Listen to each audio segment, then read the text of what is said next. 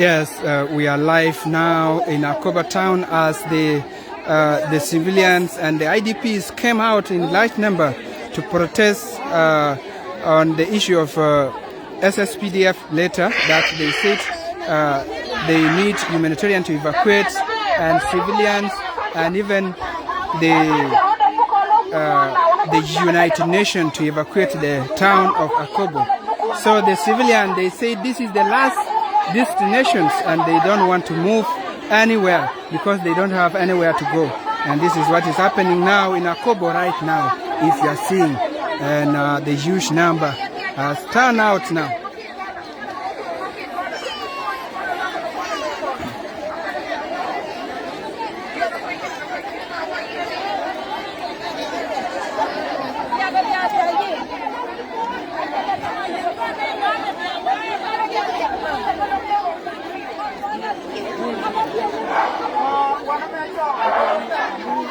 According to them, they said they need humanitarian to continue supporting them, and they need protection from the international community, especially the United Nations. And this is what is happening.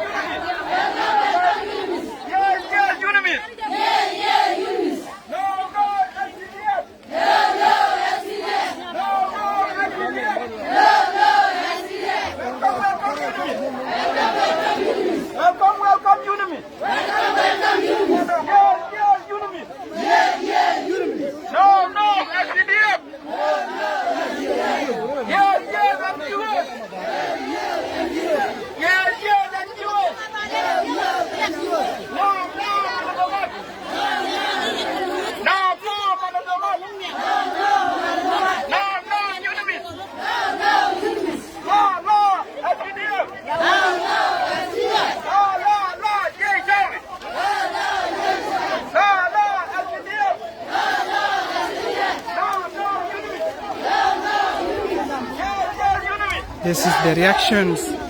This is the reactions from the letter which was circulating on social media about the SSPDF wanted to operate to do offensive operations in Akobo town, and the people now, mostly women and children, they have now decided to come out in large number to protest against SSPDF decision. According to them, they said this.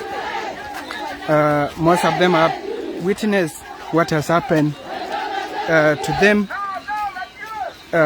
in Walgak, in Lanken, in Urod as well.